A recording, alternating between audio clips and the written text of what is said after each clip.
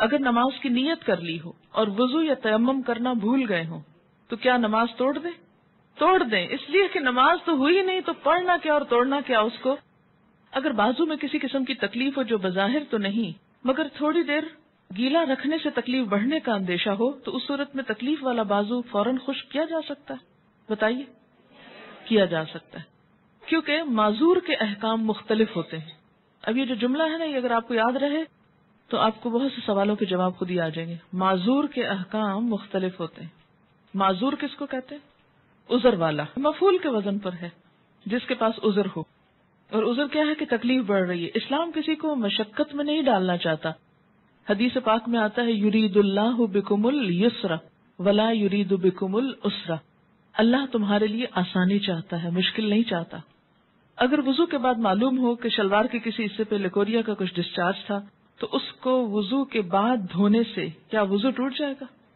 نہیں ٹوٹے گا۔ کیوں؟ وجہ اس لیے کہ آپ کپڑے کو ہاتھ لگا رہے ہیں، کسی اور چیز کو نہیں کہ جس سے وضو ٹوٹتا ہے۔ کپڑے کو ہاتھ لگانے سے خواب وہ پاک ہو یا ناپاک وضو نہیں ٹوٹے گا۔ یہ تو بالکل ایسے ہی سوال ہے کہ آپ نے واشنگ مشین لگا رکھی ہے، ٹھیک، آپ نے ایک نماز پڑھی، وضو ہے آپ کا، اور واشنگ مشین آپ اس طرح کام کر رہے ہیں کہ چھینٹے آپ پہ نہیں پڑ رہے، لیکن اس کے اندر پاک ناپاک ہر طرح کی چیز ہے، اور اس کو آپ دھو رہے ہیں، نچوڑ رہے ہیں، رکھ رہے ہیں، اور اگلی نماز کا وقت آ گیا تو اب آپ سوچتے ہیں کہ دوبارہ وضو کروں تو بہت ٹائم لگ جائے گا۔ آپ کا وضو ہے، آپ بازو دھو کے نماز پڑھ لیں، آپ کی نماز ہو جائے گی، ٹھیک ہے۔ کیا عام لپسٹک لگانے سے وضو ہو جائے گا؟ یہ سمجھ نہیں آ رہا کہ لپسٹک کی تہ پر پانی پہنچتا ہے کہ نہیں۔ لگا کے لپسٹک پانی ڈال کے دیکھ لیجئے کہ ہونٹ کو کچھ ٹھنڈا پانی لگا کے نہیں۔ لپسٹک پانی کو نہیں روکتی۔ ایک اور انہوں نے اس سے ریلیونٹ سوال لکھا ہے کہ کہتے ہیں، سنی سنائی بات ہے، کہ باہر سے جو لپسٹک آتی ہیں یا پاکستان میں بھی جو ملٹی نیشنل کمپنیز کی لپسٹکس بنتی ہیں، ان کے اندر اینیمل جیل شامل ہے۔ کیا ایسا مشکوک میک اپ یا لپسٹک لگی ہو تو کیا وضو ہو جائے گا؟ شک میں رہنے کی بجائے جا کے ان سے معلوم کر لیں۔ ایک اور مسئلہ یہاں سے اب سمجھ آئے گا آپ کو۔ کسی بھی چیز میں جب کیمیکل چینج آ جاتا ہے اور اس کی اصلیت بدل جاتی ہے تو حکم بدل جاتا ہے۔ یہ بھی ایک اصول ہے۔ کسی بھی چیز کے اندر کیمیکل چینج سے جب اس کی اصل حالت بدل جاتی ہے، پوری طرح وہ کچھ اور بن جاتا ہے تو حکم بھی بدل جاتا ہے۔ مثلا پرانے زمانے میں تو کیمیکلز وغیرہ عام طور پر ایسے چینجز نہیں لاتے تھے یا استعمال نہیں ہوتے تھے، تو فقہا نے یہ لکھا ہے کہ مثلا اگر کسی نمک کی کان میں کوئی پگ ہو اور وہ مکمل طور پر نمک بن چکا ہو، یعنی شکل اس کی ایسی ہے کہ پگ نظر آ رہا ہے، یہ پگ کھڑا ہے، لیکن اس کو توڑتے ہیں تو نہ اس کی ہڈی ہے، نہ گوشت ہے، نہ بال ہے، نہ کھال ہے، کچھ نہیں، ہر چیز کیا بن گئی؟ نمک میں کنورٹ ہو چکی۔ کیا ایسا نمک استعمال کرنا درست ہے؟ تو اس پر ان کا اتفاق ہے کہ درست ہے، اس لیے کہ اب یہ مکمل طور پر ایک اور چیز میں تبدیل ہو چکا ہے۔ یہ چینج کیمیکل چینج ہے۔ جب اس کی کوئی بھی چیز اصل والی باقی نہیں رہی، وہ کچھ اور سے اور بن گئی، کیونکہ کائنات میں یہ عمل تو جاری ہے نا۔ کسی بھی چیز کے اندر جب کیمیکل چینج آ جاتا ہے، مثلا آپ صابن بنا رہے ہیں، آپ کو پتا ہے کہ یہ جو کپڑے دھونے کا جس کو صابن آپ کہتے ہیں، یہ کیسے بنتا ہے؟ پہلے لوگ گھروں میں بناتے ہوتے تھے، مجھے بھی دیکھنے کا اتفاق ہوا ہے کہ چربی ہوتی ہے، کاسٹک سوڈا ہوتا ہے اور کوئی تیل شاید ہوتا ہے۔ ایک خاص مقدار میں کاسٹک سوڈے کو پانی میں ڈال کر اس کو لکوڈ بنا کے تیل اور چربی کو باہم ملا کے اس کے اندر جب ڈالتے ہیں تو وہ صابن کی شکل میں کنورٹ ہو جاتا ہے۔ اب یہ جو کاسٹک سوڈا ہے، اس نے اس چربی کو کیا بنا ڈالا؟ صابن ایک طرح سے اس میں بن گیا، یعنی اس کی اصلیت جو تھی یا اس کی ناپاکی اس کو کھا گیا۔ وہ کسی بھی چیز کی چربی ہو سکتی۔ اب ان سارے صابنوں سے جو آپ کپڑے دھوتے رہتے ہیں، تو آپ کے خیال میں سارے آپ کے کپڑے ناپاک ہو گئے دھونے سے؟ نہیں۔ کیوں نہیں ہوئے؟ وجہ کیا ہے؟ اس کے اندر کیمیکل چینج آ گیا، اب وہ چربی نہیں رہی، وہ صابن ہو گیا اور اس میں جھاگ بن رہی ہے اور وہ سٹے نہیں کر رہی کپڑے کے اندر چربی۔ کیا آپ کپڑے جب دھوتے ہیں تو بعد میں چربی نظر آتی ہے آپ کو وہاں سے؟ نہیں۔ وہ چربی کیوں استعمال کی جاتی ہے کہ کاسٹک کی جو شدت ہے اس کو ماند کر دے، اور کاسٹک تو ایک اڑنے والی چیز ہے، اس کے اندر جو کیمیکل ہے تو یہ اس کو کیا ہے، پکڑ لے گی ایک طرح سے۔ تو کاسٹک کا اثر جو صاف کرنے کے لیے ہے اور سوڈے کا اثر، اور دوسری طرف تیل ہے، یعنی تیل نہ رہے، سوڈا نہ رہے، چربی نہ رہے، ان کو ملا کے ایک اور چیز بنا لی جائے اور اس کو استعمال کیا جائے۔ ایسے استعمال سے کیا ہوتا ہے؟ کوئی حرج نہیں۔ اسی طرح آپ بعض اوقات کوئی صابن استعمال کرتے ہیں، باہر سے آئے ہیں، اب ایک مشہوری ہو گئی جی اس میں تو پگ کی ہی چربی پڑی ہوئی ہے، اور اس کے لیے ایک لسٹ دی ہوئی ہے، یہ صابن نہ یوز کرو، وہ نہ کرو، وہ نہ کرو. تو آپ دیکھیے کہ کوئی بھی صابن ڈائریکٹ چربی سے نہیں بنتا، اس طرح اس میں کیمیکل چینج آتا ہے. ڈٹرجنٹ ہے، دھویا گیا، ختم، بہہ گیا، ہاتھ آپ کے صاف ہو گئے. اچھا، اسی طرح جب میک اپ بنتا ہے تو مجھے تو صحیح نہیں پتا کہ کس طرح وہ بنایا جاتا ہے، لیکن عموماً کوئی بھی اسٹف جو اس میں استعمال کرتے ہیں وہ بعض اوقات ڈائریکٹ ایز اپنے را فارم میں نہیں ہوتا، اس میں کیمیکل چینج آتے ہیں، بعض خوشبوئیں ایسی ملائی جاتی ہیں کہ وہ کچھ سے کچھ نظر آتا ہے. تو اس میں میرے خیال میں تو ایسا سچ حرج نہیں ہے. مثلاً آپ کوئی باڈی لوشن استعمال کر رہے ہیں، اب آپ کو کیا معلوم کہ اس لوشن کے اندر جو مائسچرائزر ہے وہ کس اصل سے بنا ہے، لیکن وہ اصل آپ کو سامنے تو کہیں نظر نہیں آ رہی، وہ تو کچھ سے کچھ ہو چکا ہے، تو کوئی حرج نہیں. لیکن کچھ چینجز ایسے ہوتے ہیں کہ جو پرماننٹ نہیں ہوتے، جن کو طبعی تبدیلی کہتے ہیں. طبعی تبدیلی سے مراد کیا ہے کہ فزیکل چینج ہے اس کے اندر. فزیکل چینج کا مطلب کیا ہے؟ مثلاً آپ دیکھیے کہ یہ آپ کو پین، اس کی کیپ جو ہے اس سے کوئی آپ کو نب نظر نہیں آ رہی اس پین کی جس حصے سے لکھا جاتا ہے. اب یہ آپ نے اس کے اوپر سے اتارا، اب یہ اس کی شکل کچھ اور دکھنے لگ گئی. ٹھیک، اب یہ کون سا چینج آیا؟ اس میں فزیکل چینج آیا. یہ اس کے اوپر ڈالا تو یہ کچھ اور نظر آتا تھا، اتارا تو کچھ اور نظر آ رہا ہے، لیکن یہ بھی اپنی اصل پہ باقی ہے، یہ بھی اپنی اصل پہ باقی ہے. نہ اس کی تبدیلی کچھ ایسی ہے، نہ اس کی تبدیلی. اب ایسی جب چینج ہوگی تو اس سے کیا ہوگا؟ فرق نہیں پڑتا. ٹھیک ہے. ہاں، کھانے کے لیے مزید احتیاط ضروری ہے، یعنی کھانے کے لیے ایسا سٹف جو ہے اس میں مزید احتیاط ضروری ہے. اگرچہ فقہا نے کیا کہا کہ وہ نمک کھایا جا سکتا ہے جو بظاہر پگ کی شکل میں بھی آپ کو نظر آ رہا ہے، کیونکہ وہ پگ رہا نہیں، اب کچھ اور بن گیا. ٹھیک، اب اس میں مزید آپ تحقیق کریں گے کہ کس چیز کے اثرات اپنی اصل شکل میں کتنے موجود ہیں اور کہاں تک جاتے ہیں. یہ پھر ہر کیس کو انڈیویجولی آپ دیکھ کر، تو جہاں تک لگانے والی چیزوں کا تعلق ہے ان کا معاملہ نسبتاً آسان ہے، بہت شک اور وہم میں نہ پڑے. جہاں تک کھانے والی چیزوں کا تعلق ہے تو اس معاملے میں زیادہ احتیاط ضروری ہے کہ اس کیمیکل چینج سے بھی کس حد تک چینج آیا. یہ نہ ہو کہ ایک معمولی سا چینج آیا اور اصل بھی اس کی تاثیر باقی ہے، تو پھر حلال نہیں آپ اس کو کہہ سکیں گے. ٹھیک ہے. جو کیمیکل چینج ہوتا ہے یہ پراپرٹیز کا چینج ہوتا ہے اور وہ ایک نیا سبسٹینس بن جاتا ہے. تو جب کوئی چیز اپنی اصل حالت اور شکل کو بدل کر ایک نئے سبسٹینس میں کنورٹ ہو جائے تو وہ اب آپ ایک نئی چیز استعمال کر رہے ہیں، وہ پرانی والی گئی، ختم. یہ بالکل ایسے ہی ہے کہ انسان کو جب زمین میں دفن کیا جاتا ہے تو وہ مٹی بن جاتا ہے. اب وہ مٹی کو کیا کہا گیا قرآن میں بتائیے؟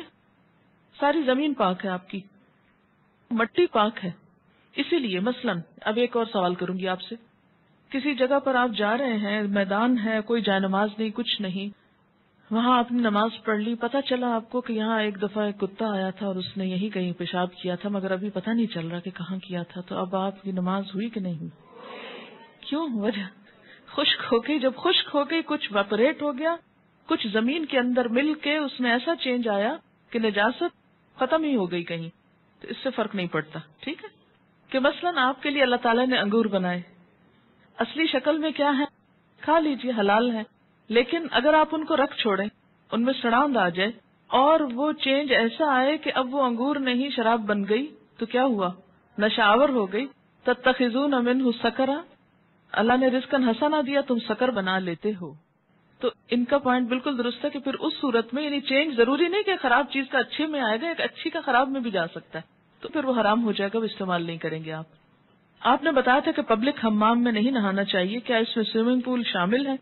اگر کوئی شخص پوری طرح کور ہو، فل سلیوز وغیرہ کا کاسٹیوم ہو، تو کیا اس میں سوئمنگ کر سکتے ہیں؟ اس میں آپ دیکھیے کہ جو عورت کا سطر ہے اگر ڈھکا ہوا ہے تو پھر اور بات، کوئی بات نہیں، پھر کر سکتے ہیں. عام حالات میں موضوع پہ مسح ہو سکتا ہے. اس کے لیے کہیں نہیں لکھا ہوا کہ سردی ہو یا تکلیف ہو یا ہلاکت ہو، نہیں، کسی بھی حالت میں آپ نے اگر جرابیں پہنی ہوئی ہیں آپ مسح کر سکتے ہیں. بچوں نے بیڈ کے میٹرس پر نجاست وغیرہ بکھیر دی تو کیا میٹرس کو دھونا ہے؟ یہ تو پاسبل نہیں. کیا اس کو بدل دیں کیونکہ نیا لینا مشکل ہے؟ بتائیے کیا کریں یہ؟ جب آپ کو پتا ہے آپ کے بچے چھوٹے ہیں اور وہ ایسا کام کر سکتے ہیں تو آپ میٹرس کے اوپر ایسے غلاف کیوں نہیں چڑھا کے رکھتے کہ جس کو بوقت ضرورت اتارا جائے؟ اگر استنجا کر کے پہلے غسل کر لیں اور آخر میں وضو کر لیں تو کیا قبول ہوگا؟ بتائیے. ہوگا بالکل. یعنی اگر کسی نے استنجا کر کے نہانا شروع کر دیا تو اس کے بعد اینڈ میں سب نہا لیا اور وضو کر رہے ہیں تو کر لیجئے، کوئی حرج نہیں. نماز کے دوران کھانسنے کی وجہ سے بلغم آ جائے تو کیا نماز ٹوٹ جائے گی؟ نہیں. کیا برہنہ حالت میں وضو کیا جا سکتا ہے؟ کیا جا سکتا ہے. کیا غسل حیض اور غسل جنابت دونوں کے شروع میں نماز کی طرح کا وضو کرنا ہوتا ہے؟ جی ہاں، نماز ہی کی طرح کا. کیا صرف کلی کرنا اور ناک میں پانی ڈالنا کافی ہے؟ کافی ہے، کیونکہ باقی حصہ کیا ہوگا؟ نہانے میں دھل جائے گا. لیکن اگر آپ نماز پڑھنا چاہتے ہیں اس کے بعد تو وضو کر لیجئے. کیا نامحرم کو دیکھنے سے وضو ٹوٹ جاتا ہے؟ نہیں. مسواک وضو کے دوران کب کرنا چاہیے اور کیسے؟ جب کلی کر رہے ہوں اس وقت. ٹھیک ہے. غسل کرنے سے پہلے کیا مکمل وضو کرنا ہوگا یا پاؤں غسل کے بعد دھونے ہوں گے؟ بتائیے. مکمل وضو کرنے کے بعد آخر میں دوبارہ پاؤں دھو کر باہر نکل آئیے. سنت ایسے ہی ہے. ایک سوال یہ ہے کہ جو لوگ مریض ہوتے ہیں اور ان کا پیشاب قطرہ قطرہ نکلتا رہتا ہے، اس کو عربی میں کہتے ہیں سلسل البول، یعنی مسلسل پیشاب آتا رہتا ہے، یہ ایک خاص بیماری کا نام ہے. تو اس کو معذور قرار دیا گیا. معذور کے احکام بھی انشاءاللہ آپ پڑھیں گے کہ جس کو کوئی مجبوری ہو اور وہ جیسے ابھی آپ نے مثال پڑھی کہ شدید سردی کے عالم میں جیسے تیمم ہو سکتا ہے، تو اسی طرح معذور کے خاص یعنی ایکسیپشنل کیسز، تو اس صورت میں وہ جان بوجھ کے تو نہیں کر رہا یا کوتاہی نہیں کر رہا، تو اس میں یہ ہے کہ نماز پڑھنے کے وقت جب شروع کرے نماز تو وہ پاک کپڑا پہن لے، یعنی کپڑا تبدیل کر لے، یعنی اپنی شلوار یا جو کچھ بھی وہ پہنتا ہے. اور اگر نماز کے دوران بھی کچھ اس کے آؤٹ آف کنٹرول ہے، کوئی ایسی بیماری ہے، تو ایک وضو کے ساتھ اپنی نماز جو ہے وہ مکمل کر لے اور اگلے نماز کے لیے تازہ وضو بھی کر لے، یعنی طہارت دوبارہ کر لے اور کپڑا پھر بدل لے. یہ اس کا حکم ہے. یہ اسی طرح کا حکم ہے ان عورتوں کے لیے جن کے پیریڈز ختم ہی نہیں ہوتے یا بہت لمبے چلے جاتے ہیں. اور دوسرا یہ کہ جو بچے بستر پر پیشاب کر دیتے ہیں تو اس میں یہ ہے کہ اگر تو بہت چھوٹا بچہ ہے تو صرف چھینٹے ڈال دینا اپنے کپڑوں پر کافی ہے. لیکن اگر بڑا ہو جائے تو پھر یہ کہ جب وہ صبح اٹھے، یعنی یہ بھی ایک بیماری ہوتی ہے، بعض بچے جو ہیں خواب میں ڈر جاتے ہیں، یہ پیشاب کر دیتے ہیں بڑے ہونے کے باوجود بھی، تو وہ صبح اٹھنے پر اپنے آپ کو پاک کر لیں نماز پڑھنے سے پہلے. نہیں، اس کا عذاب قبر میں نہیں ہوگا، اس لیے کہ وہ تو ایک بیماری ہے، اور جو بیماری ہے اس پر پکڑ نہیں ہے، وہ تو انسان کی اپنے بس کی بات نہیں. پکڑ کس پر ہے کہ جان بوجھ کے انسان غفلت برتے اور صرف سستی کے مارے اپنے آپ کو پاک نہ کرے. یہاں ایک بات یہ بھی یاد رکھے کہ طہارت میں مبالغہ جو ہے، حد سے بڑھ جانا کسی چیز میں، اس سے بھی روکا گیا ہے. حضرت حفصہ کے گھر حضرت عبداللہ بن عمر کیوں چلے گئے؟ اس لیے کہ وہ ان کی بہن تھی، حضرت عمر کی بیٹی تھی. اور ایک سوال یہاں یہ ذہن میں آتا ہے کہ انہوں نے حضور کو کیوں دیکھا، کہ جب کوئی رفع حاجت کر رہا ہو تو کیا اس کو دیکھنا جائز ہے؟ بات یہ کہ جائز نہیں، لیکن اچانک بھی کسی پہ نگاہ پڑ سکتی ہے.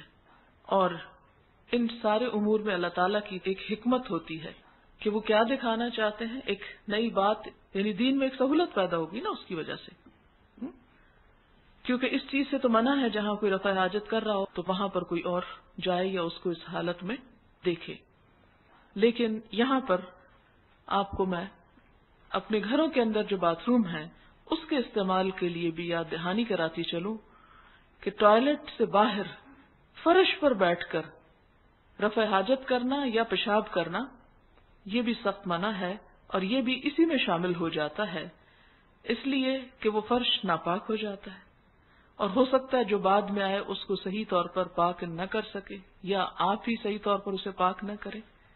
اور ایک جگہ جس پر یعنی جو ظاہر نظر آ رہی ہے، جو فرش کی قسم کی، جہاں آپ کو معلوم ہے لوگ اپنے کپڑے دھوتے ہیں، لوگ کھڑے ہوتے ہیں، نہاتے ہیں یا وضو کرتے ہیں، تو اس کا نتیجہ کیا ہوگا کہ وہ غلیظ فرش جو ہے اس کی چھینٹیں پلٹ کر انسان کے جسم پر آئیں گی، کپڑوں پر پڑیں گی یا جوتوں پہ گندگی لگ جائے گی. تو اس صورت میں اس کام سے منع کیا گیا ہے. اور مخصوص حصے یا علاقے کو ہی استعمال کرنا چاہیے، باقی جگہ کو گندا کرنے سے پرہیز کرنا چاہیے۔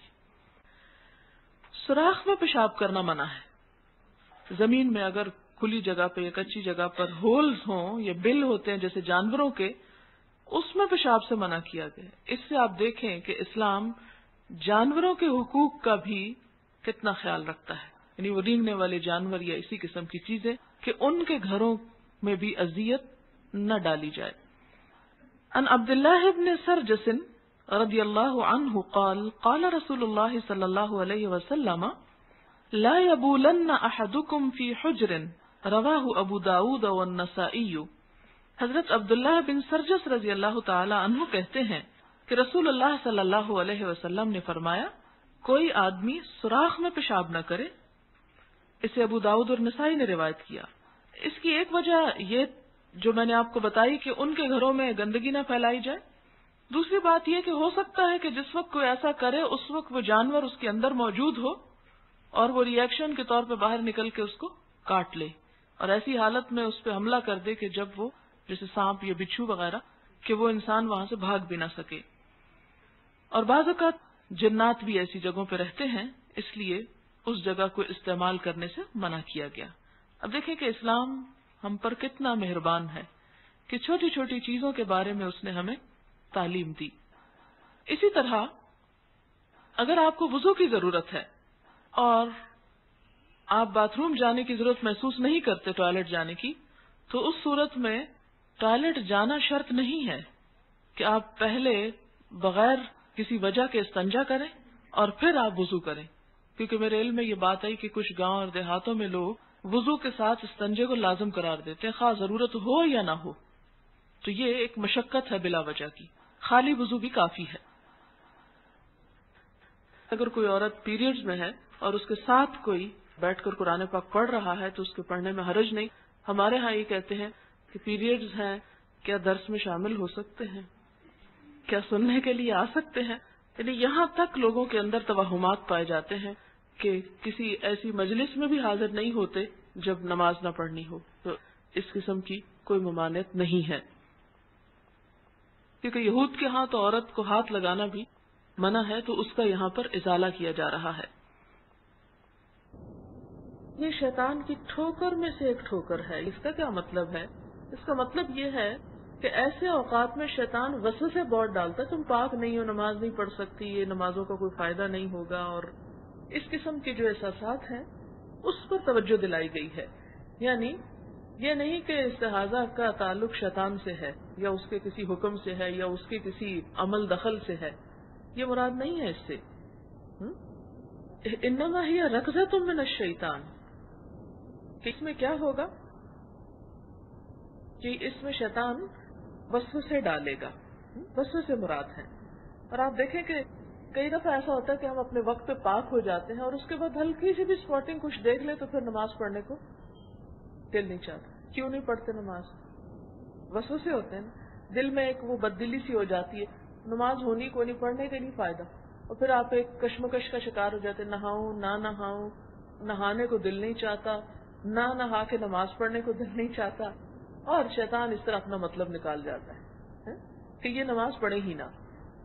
جب ایسی کیفیت ہو عورت کی کہ بلیڈنگ کسی وقت بھی ختم نہ ہو، تو اس میں کیا ہوگا؟ شیطان کو حملہ آور ہونے کا موقع زیادہ مل جائے گا۔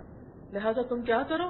غسل کرو، پاک ہو جاؤ، اور اطمینان کر لو کہ پاک ہو، اور اس کے بعد اطمینان سے اپنا نماز روزہ جاری رکھو، اور 23 یا 24 روز اپنا کام کرو، اور پھر اس کے بعد جب وہ دن دوبارہ وہ تاریخ آ جائے، مثلا آپ دیکھیں کہ اگر ایک مہینے کے پہلی تاریخ کو کسی کو پیریڈ شروع ہوئے ہیں اور 7 دن وہ نہیں نماز پڑھی، تو اس کے بعد اگلی پہلی تک کتنے دن آ جائیں گے؟ بیچ میں 23 یا 24 آ جائیں گے، کیونکہ کبھی مہینہ کم یا زیادہ ہوتا ہے۔ فرمایا کہ 6 یا 7 دن، 6 یا 7 اس لیے کہ وہ خود دیکھ لیں کہ ان کا 6 دن کا ہے سرکل یا 7 کا ہے، کیونکہ اس سے دوسری احادیث میں بلڈ کلر اور دوسرے چیزوں سے بھی اس کی وضاحت کر دی گئی کہ کتنے دن وہ اس کو شمار کر سکتی ہیں۔ یہ بھی ایک اہم سوال ہے کہ کچھ خواتین کو جیسے گریجولی مینسز سٹارٹ ہوتے ہیں اور پراپر بلیڈنگ شروع ہونے تک بعضوں کا 24 آورز بھی گزر جاتے ہیں، لیکن یہ کہ کچھ نہ کچھ سٹارٹ ہو چکا ہوتا ہے، تو جب بھی اسٹارٹ ہو جائے، یعنی جب بھی کلر بدل جائے ڈسچارج کا، اس وقت سے وہ پیریڈز کاؤنٹ کیے جائیں گے. جس طرح آخر میں کم رہ جاتے ہیں، اسی طرح بعض لوگوں کو شروع میں کم ہوتے ہیں، تو وہ پیریڈز کے ہی دن شمار ہوں گے. جی نہیں، ڈیز تو پورے کرنے ضروری نہیں. اگر سمجھے کہ بالکل کلیئر ہے تو نہا لیں، لیکن اگر یہ ہو کہ دوپہر کو کلیئر تھا اور شام کو نہیں، اور پھر صبح تھا اور پھر دوپہر کو نہیں، تو اس کو اوائڈ کرنے کے لیے پھر اپنا ٹائم پورا کریں. لیکن اگر عادت بدل چکی ہو، کیونکہ بعض اوقات یہ ہوتا ہے کہ عادت تبدیل ہو جاتی ہے اور آپ کو ایک مہینے میں ایسا ہوا، پھر دوسرے مہینے میں پھر ایسا ہی ہوا، تو اس کا مطلب ہے کہ اب آپ کی عادت بدل گئی اور آپ 5 ڈیز پر ہی نہا لیں. غسل کے طریقے میں آپ پیچھے پڑ چکے ہیں نا، پہلے ہاتھ دھو کے، پھر استنجا کر کے، پھر اس کے بعد پورا وضو کیا جائے اور پھر اس کے بعد جسم پہ پانی بہایا جائے. تو اس کے بعد اگر انسان کپڑے پہن لیتا ہے تو دوبارہ وضو کرنے کی ضرورت نہیں رہتی. اور اس سے یہ بھی پتہ چلتا ہے کہ اگر انسان وضو کی حالت میں اپنا ڈریس چینج کرتا ہے، تو بعض لوگ تو کہتے ہیں نا سر سے دوپٹہ اتر جائے تو وضو ٹوٹ جاتا ہے، یہاں سارے کپڑے بھی اتر جائیں تو وضو نہیں ٹوٹتا. اس لیے کہ نہانے کے وقت تو ظاہر کپڑے نہیں پہنے ہوں گے، تو نہانے سے پہلے جو وضو کیا وہی اس میں کافی ہو جائے گا. ان کا سوال یہ ہے کہ ناپاکی کی حالت میں اگر ہم مہندی لگا لیتے ہیں، وہ رنگ چڑھ جاتا ہے، تو کیا دھونے پر رنگ رہ جائے گا؟ وہ جسم کا وہ حصہ پاک ہوگا یا نہیں؟ وہ پاک ہو جائے گا. وہ کلر ایسا ہے کہ جس سے پاکی میں رکاوٹ نہیں آتی. کھانے کے بعد ضروری ہے کلی کرنا. اگر منہ میں ٹیسٹ نہیں تو کلی ضروری نہیں ہے، لیکن اگر آپ سمجھ رہے ہیں کہ کچھ اس قسم کا ٹیسٹ یا وہ آپ کی نماز کے خشوع میں خلل انداز ہوگا کہ آپ نماز بھی پڑھ رہے ہیں اور ساتھ ساتھ ٹیسٹ آ رہا ہے، تو وہ اس لیے پھر کلی کر لینا ضروری ہے. جی نہیں، بالوں پر مسا ہونا چاہیے. اگر تو مہندی کہیں کہیں لگی ہوئی ہے، کچھ بال ننگے بھی ہیں تو مسا ہو جائے گا، لیکن اگر پوری کی پوری وہ لیپ ہے اور بال کہیں بھی نظر نہیں آ رہے تو پھر مسا نہیں ہوگا. ان کا سوال یہ کہ کیا ایسے اعضاء جو ہیں جن کا دھونا ضروری ہے، جیسے استنجا وغیرہ، تو ان پہ نظر پڑ جانے سے وضو ٹوٹ جاتا ہے؟ نظر پڑنے سے وضو نہیں ٹوٹتا. اگر استنجا کریں گے آپ، ان کو پراپر ٹچ کریں گے، پھر وضو ٹوٹے گا. اگر خواب میں ایسے محسوس ہو کہ جیسے انسان ویٹ ہو گیا اور انسان چیک کرے اور ویٹ نہیں ہے، تو بھی نہانا ضروری نہیں ہے. اب سوال یہ پیدا ہوتا ہے کہ ہم تو ٹیپ سے دھوتے ہیں تو کیا کریں، 3 کا وہ عدد کیسے رکھیں؟ تو اس میں یہ ہے کہ 3 دفعہ انسان جب ہاتھ مل لے تو وہ سمجھے کہ وہ 3 مرتبہ ہو گئے. ضروری نہیں کہ انسان ہٹا لے پھر پانی کے نیچے کرے، ہٹا لے اور پھر کرے. اس میں اگر انسان اتنی دیر اپنے ہاتھ مل لیتا ہے، یعنی اس طرح 3 دفعہ، تو وہ گویا کہ 3 مرتبہ ہو گئے. یہ چونکہ مسنون طریقہ ہے اس لیے 3 کا اہتمام ضروری ہے. اور 3 مرتبہ میں آپ یوں کر سکتے کہ جیسے 1 دفعہ کر کے پھر دوسری دفعہ اور پھر تیسری دفعہ. ہاں، یعنی صرف یہ نہیں کہ 1 دفعہ دھو کے تو ہٹا لیا. 1 دفعہ دھونا جو ہے وہ فرض میں شامل ہوتا ہے، اور 3 دفعہ دھونا جو ہے سنت میں. اور 3 مرتبہ سے مراد پھر وہی اس کو 3 مرتبہ حرکت دینا. ہاں، یہ ایک بات بھی پتہ چلتی ہے کہ ہمیں ہر کام جو ہے وہ اللہ تعالیٰ کی خوشنودی کے لیے کرنا چاہیے، اور نیت میں یہ چیز شامل کر لینی چاہیے. اس سے جو فائدہ ہمیں ہوگا وہ تو ہوگا ہی، لیکن اس سے انسان کی اپنی روح کو بھی تسکین ہوتی ہے. اس میں تو پھر یہ کہ اگر بالوں پہ زیادہ وہ لگی ہوئی ہے تو کچھ بال اگر اس میں سے الگ ہیں تو اس وقت تو ٹھیک ہے، لیکن اگر پورے کے پورے بال کوٹڈ ہیں کسی اور چیز سے، یعنی مہندی وغیرہ سے، تو میرا خیال ہے احتیاط ہی برتنی چاہیے. جیسے ہم نمازوں میں بعضوں کا سنت چھوڑ دیتے ہیں، یا اسی طرح وضو کی سنتوں میں سے بھی کبھی کبھار کوئی سنت چھوڑ سکتے ہیں. تو بات یہ ہے کہ نماز کی سنتیں بھی مجبوری کے ساتھ ہی چھوڑنی چاہیے، اس لیے کہ وہ سنت مؤکدہ ہے، ان کا پڑھنا لازم ہے، اور ان کو بلا وجہ اور بلا سبب کے یوں ہی نہیں ترک کرنا چاہیے. انتہائی مجبوری میں یا بیماری میں یا کوئی اور وجہ ہو سکتی ہے. اسی طرح یہ کہ وضو کی سنتیں بھی مجبوری کے علاوہ نہیں چھوڑنی چاہیے. اگر آپ کے پاس پانی بھی اور وقت بھی ہے تو آپ سنت کے اتباع کا ثواب اور فائدہ کیوں نہ اٹھائیں. اسے ترک کرنا جو ہے یہ بہتر نہیں ہے، کرنا زیادہ بہتر ہے. تو ہمیں بار بار یہی کہا گیا نا کہ نیکیوں میں آگے بڑھو. تو جب ایک نیکی کرنے کا موقع میسر ہو تو انسان کیوں نہ اس میں آگے بڑھے. اور دوسری بات یہ کہ وضو میں جتنا انسان کو اطمینان ہوتا ہے نماز میں اتنا ہی سکون آتا ہے. تو یہ 3 دفعہ دھونا بھی اس لیے کہا گیا کہ 1 دفعہ دھو کے نہیں تسلی ہوئی، دوسری دفعہ مطلب کہ سائیکولوجیکلی انسان جو ہے وہ بہتر محسوس کرتا ہے جب وہ 3 دفعہ دھو لیتا ہے.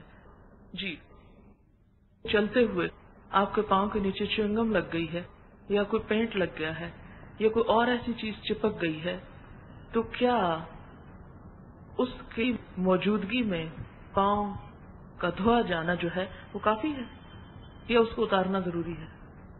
اتارنا ضروری ہے نا. کیوں ضروری ہے؟ اس لیے کہ پانی نہیں پہنچتا. یعنی دو چیزیں ہیں، یا تو آپ مسح کر لیں یا آپ پورا دھوئیں اس کو. اگر آپ دھونے کا کہہ رہے ہیں تو پھر اس میں سے بال برابر بھی جگہ خشک نہیں ہونی چاہیے، اور اگر آپ مسح کرنا چاہتے ہیں تو پہلے ایک دفعہ دھو چکے ہوں گے اور اس کے بعد آپ جب وہ پہن لیں گے تو پھر دوبارہ مسح ہو سکے گا. اور یہ کیوں کریں گے آپ؟ سنت سے ثابت ہے. لیکن ہاتھوں کا مسح سنت سے ثابت نہیں ہے. مثلا آپ نے تنگ آستینیں پہن رکھی ہیں اور آپ چاہتے ہیں کہ بازو پر مسح کر لیں تو آپ نہیں کر سکتے. کیوں؟ اس لیے کہ یہ ثابت نہیں ہے سنت سے. اور یہ تو کہہ نہیں سکتے کہ اس زمانے میں قمیضوں کے بازو نہیں ہوتے تھے. تو یہ کہنا بہت خوشنما ہوتا ہے کہ اس زمانے میں نیل پالش نہیں تھی، اس لیے نعوذ باللہ حضور صلی اللہ علیہ وسلم ہمیں سکھانا بھول گئے یا بتا ہی نہیں سکتے تھے. بات یہ نہیں ہے. بات یہ ہے کہ دھونا ہے تو پورا دھو، نہیں دھونا تو مسح کرو. کہاں کہاں مسح کر سکتے ہو؟ پگڑی پہ کر سکتے ہو، بالکل ٹاپ پہ اور بالکل پاؤں پہ، بازو اور دیگر جگہوں پہ نہیں. سوال یہ ہے کہ اگر وضو کر رہے ہیں اور سر پر کلپ لگا ہوا ہے یا ہیئر بینڈ لگا ہوا ہے تو کیا اس کو مسح کے وقت اتارنا ضروری ہے؟ نہیں، اس کے سمیت مسح کیا جا سکتا ہے، کیونکہ بالوں کا ایک بڑا حصہ جو ہے اس پر کوئی چیز نہیں ہے. کیونکہ ہر بال تک گیلا ہاتھ پہنچنا ضروری نہیں، بس جو چیز سامنے ہے اس کے اوپر کر سکتے ہیں. جیسے پگڑی کے اوپر سے جا سکتا ہے، اسی طرح کلپ یا ہیئر بینڈ کے اوپر سے بھی جا سکتا ہے. جی. ان کا سوال یہ ہے کہ کانوں کا مسح کرتے وقت اگر بیچ میں ایسے ٹاپس پہنے ہوئے ہو کہ ان کا لاک جو ہے وہ بڑا ہے اور پیچھے سے آ کے ایک بڑا حصہ کور کر لیتا ہے، تو کیا اس صورت میں مسح ہو جائے گا؟ نہیں، اس صورت میں مسح نہیں ہوگا. مسح میں یہ ضروری نہیں کہ ہر چیز گیلی ہو جائے، مسح میں ضروری یہ کہ آپ کا ہاتھ پھر جائے، یعنی ہاتھ کا ٹچ ضروری ہے، فیل ہو کہ آپ نے کوئی کام کیا ہے، کوئی ایسی چیز اس پہ حائل نہ ہو کہ جو اس کو راستے میں رکاوٹ بن جائے. یہ کہہ رہی ہیں کہ ٹائم میگزین کی رپورٹ کے مطابق ایک ریسرچ کی گئی کہ جسم کے کن حصوں کو آکسیجن کی زیادہ ضرورت ہے، تو اس میں یہ تھا کہ نیلز کو بہت زیادہ ضرورت ہوتی ہے، اور پانی جو ہے وہ آکسیجن اور ہائیڈروجن سے مل کر بنا ہے، تو جب پانی نیلز کو ٹچ کرتا ہے تو اس میں آکسیجن کی سپلائی نیلز کو زیادہ بہتر طور پر ہوتی ہے. اسی طرح یہ کہ وضو میں جتنے بھی حصے پانی کے زیر اثر آتے ہیں، حتیٰ کہ کان تک کو جب تھوڑا سا پانی ٹچ کرتا ہے تو وہ سارے کے سارے انسان کی صحت کے لیے نہایت ضروری ہیں. لیکن یہ ہمیشہ یاد رکھیں کہ ہم ان کی ایڈوائس پہ نہیں کریں گے، ہم اللہ کے رسول صلی اللہ علیہ وسلم کی سنت کے مطابق کریں گے. یہ حدیث ابھی گزری ہے کہ شرمگاہ کو ہاتھ لگانے سے وضو ٹوٹ جاتا ہے، تو کیا بچوں کی نیپی چینج کرنے سے یا ان کو دھلوانے سے بھی ٹوٹ جاتا ہے؟ جی ہاں، بالکل ٹوٹ جاتا ہے. اگر آپ وضو کے بعد بچے کو صاف کر رہے ہیں اور اس کی نجاست دھو رہے ہیں اور آپ کا ہاتھ جو ہے ان کے اس کو لگ رہا ہے، تو بھی آپ کو دوبارہ وضو کرنے کی ضرورت ہے. یعنی اگر آپ ہاتھ نہیں لگا رہے اور کسی کپڑے سے ان کو صاف کر رہے ہیں تو پھر نہیں. یعنی خالی نیپی بدلنے سے وضو نہیں ٹوٹتا. وضو ٹوٹتا ہے جب آپ ان کے اس پارٹ کو ہاتھ لگاتے ہیں، ٹچ کرتے ہیں. دیکھنے سے نہیں ٹوٹتا.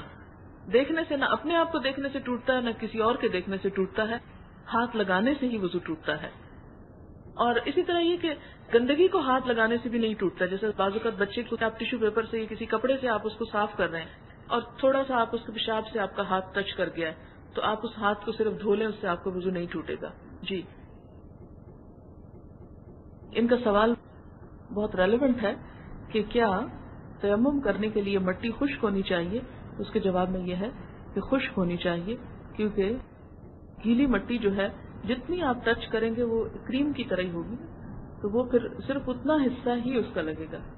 یعنی گیلی اگر اس طرح کی ہے کہ کیچڑ نہیں ہے اور صرف بارش ہوگی اور اس کے بعد سخت ہو گئی، لیکن بالکل خشک ڈرائی نہیں ہے، یعنی پاؤڈر نہیں ہے، جمی ہوئی ہے لیکن ویٹ ہے، تو وہ بھی کافی ہے. یا جیسے اینٹ ہے مثال کے طور پر، تو وہ بھی ٹھیک ہے کیونکہ وہ پکی ہوئی مٹی ہے ایک طرح سے. لیکن یہ ہے کہ بالکل کیچڑ نہیں ہونا چاہیے، کیچڑ نہیں ملنا چاہیے. سعیدن کا لفظ آیا ہے تو سعید جو ہے اس میں خشک مٹی آتی ہے. اصل چیز تو مٹی ہے، لیکن اگر اس طرح کی مٹی میسر نہ ہو تو ریت کے اندر بھی مٹی ملی ہوئی ہوتی. ریت بالکل پیور ریت بھی نہیں ہوتی اس میں. جیسے سعودی عرب میں آپ دیکھیں کہ مٹی میدانی مٹی نہیں ہے، یعنی جسے کہتے ہیں نا چکنی مٹی نہیں ہے، تو وہاں تو ہے ہی ریتلا علاقہ، تو ویسی ریت پر ہو سکتی ہے. جی بعض اوقات یہ دیکھا گیا ہے کہ کچھ لوگ مریض ہوتے ہیں تو وہ سفید کپڑے سے مسا کر لیتے ہیں. کپڑے سے تیمم نہیں کیا جا سکتا، چاہے کسی بھی قسم کا کپڑا ہو، الا یہ کہ اس کے اوپر مٹی سے پینٹ کیا ہوا ہو، تو اس مٹی کو آپ استعمال کر سکتے ہیں. ادروائز دھلے ہوئے کپڑے پہ تیمم نہیں ہو سکتا. جی ان کا سوال یہ کہ کیا یعنی تیمم کے ٹوٹنا بھی اسی طرح جیسے وضو کا ٹوٹنا، تو بالکل اسی طرح جیسے کوئی بھی چیز وضو کو توڑتی ہے، ہر وہ چیز تیمم کو بھی ختم کر دیتی ہے. جی سوال یہ ہے کہ غسل کے لیے جو تیمم کیا جاتا ہے کیا ویسا ہی ہے جیسے وضو کی جگہ تیمم کیا جاتا ہے؟ جی ہاں، وضو کی ضرورت ہونے پر جو تیمم کیا جاتا ہے بالکل اسی طرح کا تیمم غسل کی ضرورت ہونے پر بھی کیا جاتا ہے، جیسا کہ بالکل ابتدا میں آیا ہے. سوال یہ ہے کہ کچھ لوگ ناپاکی کی حالت میں غسل سے پہلے بال نہیں صاف کرتے. جیسے مثال کے طور پہ پیریڈز کے بعد نہانا ہے تو لوگ بال نہیں صاف کرتے. ایسی کوئی بات نہیں ہے، کسی بھی وقت بال صاف کیے جا سکتے ہیں. جی سوال یہ ہے کہ لوگ کہتے ہیں کہ جو ناخن اور بال ہیں کٹے ہوئے یا اترے ہوئے قیامت کے دن یہ بھی نامہ اعمال میں تولے جائیں گے، تو ایسی کوئی بات نہیں ہے. سوال یہ کہ اکثر شام کے وقت ناخن کاٹنے سے منع کیا جاتا ہے، تو کیا اس کے پیچھے کوئی دلیل ہے؟ یہ بھی ہمارے توہمات میں سے ایک توہم ہے، اس کے پیچھے کوئی دلیل نہیں ہے. جی کیا ناخن کاٹنے کی کوئی ترتیب بھی ہے کہ پہلے کون سی انگلی کے کاٹے جائیں اور پھر اس کے بعد؟ میرے خیال میں پہلے دائیں ہاتھ کے کاٹ لیے جائیں اور پھر بائیں کے، موٹا سا حساب کافی ہے. جی کیا بال صاف کرنے کے بعد غسل بھی کرنا چاہیے؟ تو بال صاف کرنے سے غسل واجب نہیں ہوتا. ان کا سوال یہ ہے کہ بغیر کسی مجبوری کے بچوں کا ختنہ جو ہے بڑی عمر میں کیا جا سکتا ہے؟ ایسا نہیں کرنا چاہیے. جو سنت ہے وہ 7ویں دن کی ہے، اور اگر ایسا کہ بچہ بہت کمزور ہے اور برداشت نہیں کر سکے گا یا کوئی بیماری ہے تو پھر تھوڑا اور انتظار کر دیا جائے، لیکن یہ کہ جتنا جلدی ممکن ہو یہ فرض چکا دیا جائے. جی ان کا سوال یہ ہے کہ اپر لپس یا چن یا بازو وغیرہ کی جو تھریڈنگ ہے یا بال اتارنا، ویکسنگ وغیرہ جو ہے، اس کے بارے میں کیا حکم ہے؟ بات یہ ہے کہ عورت کو مرد سے مختلف نظر آنا چاہیے.